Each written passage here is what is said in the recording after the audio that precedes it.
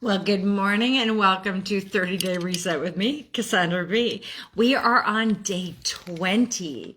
So almost 3 weeks fully in. How are you feeling? How are you doing? Are you feeling better? Are you making better choices for yourself? Have you made one good choice for yourself in the last 20 days?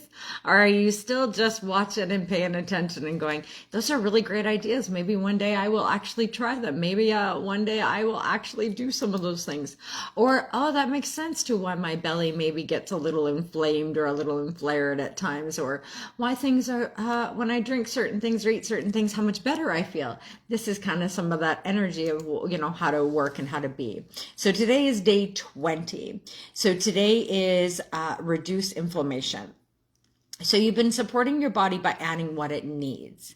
Today we're going to do a little bit of a change up. Today we're going to gently look at what might be creating resistance in your system, and that's inflammation. So we really want to look at how we can reduce our inflammation, or at least understand what it is and how and what causes it in our body. So today's focus really is about lowering our inflammation, our inflammatory load. So by doing this, inflammation shows up, and it's not always obvious that it's inflammation. You might think it's something else, but it can show up as bloating, fatigue.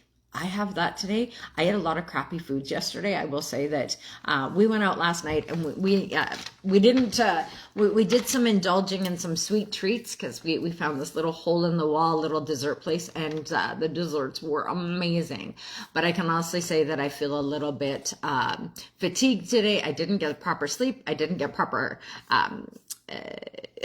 I ate a lot of sugars last night, all of these kind of things. I ate carby foods. So all of these have made me feel a little crappy today. I will say that. So I know what it was that I put in my body that did not make me feel its best.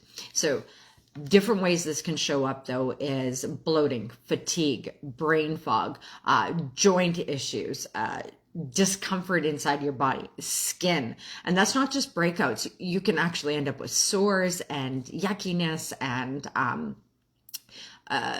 blackheads and little sores underneath the skin, even little sores all over your body, pimples all over your body, rashes all over your body from having too many inflammation foods. So we need to be careful about what it is we are putting into our body. So today is really about what can we reduce so that we are not taking on so many things that cause us inflammation.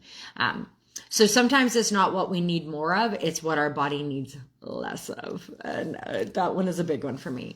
I'm a cookie girl. I love chocolate. I love ice cream. I love all the things that can make me, and I don't deal well with them. My tummy really doesn't like a lot of those things. So I know that these things cause me issue. I still eat them, but I'm aware of it. And then I help my body support it by releasing all of it, by drinking the water and eating the proper foods all the other time. I'll feel a little sluggish for a few, 12, 24 hours at most. And then my body will be up and moving and going good again and be fully supported. So it's not about not indulging. It's about understanding that when you do, that if you have not done the great things to support your body, it's going to feel really crappy longer. If you do great things to support your gut health, your kidneys, your liver, right, your intestines, if you're doing things every day to support that, one night out of, indulging in all of the yuckiness, which is so good, will help support that to eliminate quicker and get that out of your body so that your body can go back to optimal health. So action. Become aware of inflammatory foods. So for today, we want to simply notice what you've been eating and how you feel after. So common foods that can be, that can cause inflammation and make you feel stuck and stagnant are highly processed foods. So these can be like your snacks, your chips, your instant noodles, frozen meals, fast foods, all of those kind of things. Now, I'm not saying never do it. I'm saying make sure that that is a treat, not your daily intake, right? That's those little things can just shift. Excess sugars such as soda, candy, pastries. Oh, I like pastries. I like cakes. I like all of that. Sweetened cereals, flavored yogurts. Remember I said plain yogurt, adding fruit into it, you still get to have fruit in your yogurt. Yogurt that has fruit in it already ferments, turns yucky, and the sugar's metabolized to make it not as good for you. So plain yogurt, add real ingredient. It'll be much better for your belly, much better for how your body moves through and works through things. Dairy. For some people, dairy does not do great things. And for others, dairy is not an issue at all. So you need to look at that for yourself. If you have problems with dairy aspects, go to dairy-free products. Go to a different, like an almond milk or those things. Now, some of us have problem with nuts. So then you have to look at what it is that's good for you. Gluten-containing foods. This is your breads, your pastries, your pastas, your crackers, your baked goods, made with wheat, barley, or rye. Some people have and we're finding more and more people have a gluten intolerance, especially because the all of these wheats, barleys, and ryes from let's say from Europe don't have the same ingredients and same aspects as our wheat, barleys, and ryes here. So for a lot of us, it actually causes us gluten issues, which causes us bloating, cramping, all of those things. Some people actually just have IBS, so be careful. Like I said, I am not your medical person, so you need to talk with your doctor if any of these things are actually causing you, or a dietitian to understand what is best for your digestion. These are things to look at, though, for how you eat food, how you digest food, what you're putting into your system, what you could, how you can maneuver and work. Keep a journal of what you're eating and when your body doesn't feel at its best and when your body feels optimal. Look at what foods you were putting in. Look at how you've been, hydrating. Look at what you've been doing for yourself. So look at those things over 30 days. That's why we're doing a 30-day reset. If you look over how your body works over 3 weeks, because 3 weeks is what it takes in order to change anything. 3 weeks is how you break a habit. 3 weeks is how you make a habit. So if we do these things, which tomorrow would be 3 weeks of doing things that are better for us, by just even looking, even if you change nothing over the last 3 weeks, if you look at how you've been eating and how you've been maneuvering through, you will see differences in how your body behaved from what you put in it, what you took out of it, what days you ate great, what days you did not, what days you moved that made you feel better, what days you didn't. Look at all of those things over a 3-week period, because it'll really give you an overall idea of how you live day to day, what goes into your system, how your body digests it, where on your cycle even that is, right? So 3 weeks or to a month that we get to go through a full cycle of the moon, the new moon, the half moon, the full moon, the dark moon, all of those energies, because your body will also run differently during that time, especially if you are a woman who is, still in her mothering years, how your body ebbs and flows, and then perimenopausal, how that changes up, to postmenopause, how that changes up. Your body is going to change with each one of these things that you're putting in it as well. So understand that what you could eat in your 20s, you maybe can't eat in your 30s, or maybe you can still eat in your 30s, but in your 40s, it starts to cause you a little bit of grief. And by your 50s, you're like, ugh, these foods really don't make me feel good when I eat them.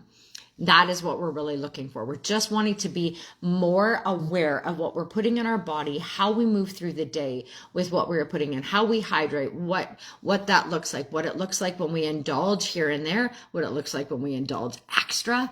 How does your body feel through all of these different moments, how it feels through all of these different areas. So these foods are, and I don't want to look at, these foods are not bad. They're not bad for every person. Now, some of the things I mentioned may be a little bit sugary, cereal, not good for anybody. But it's not that these, that most of the things I'm talking about are actually bad for you. But temporary reducing them can help you to understand your body better. It can reduce the internal stress. It can support your digestion and your energy. That's why I say, looking at what you're putting in, what you're taking out, how you hydrate, how you move, how you do, really lets you understand your body in a much better way. So take a step back today. Think about what you've been putting in. Keep a journal if you haven't been paying enough of attention, and start seeing what you're putting into your body and when it feels best, and when you put certain things into your body and how crappy it makes you feel.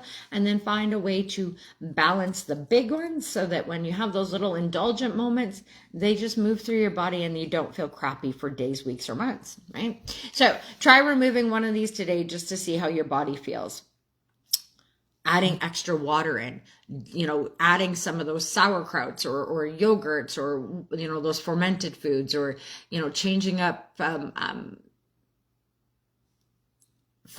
not having caffeine for the first 90 minutes of your day. If that changes things for you to get more energy, to get less energy, how is that working?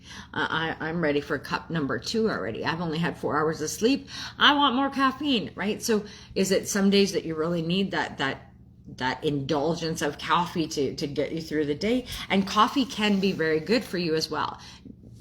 Deep, dark, rich coffees are great. Moderation is where we need to remember. Adding all the crap into our coffee, not so much.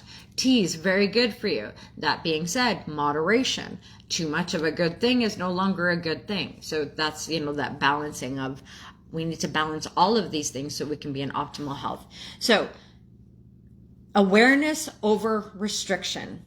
That is the biggest thing you can take away from this, is just to be aware of how foods and drinks feel inside your body.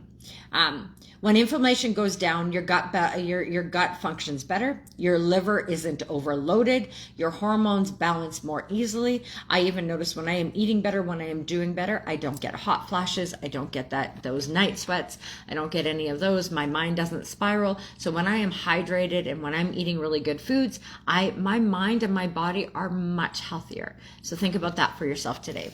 So this is not about cutting everything out forever. It's about learning what your body responds to. So listen to your body and reduce what doesn't support it. And then just use that in the moments where you want to have a little indulgence, right? Anyway, that is 30-Day Reset with me, Cassandra B. I'll see you again tomorrow. Bye.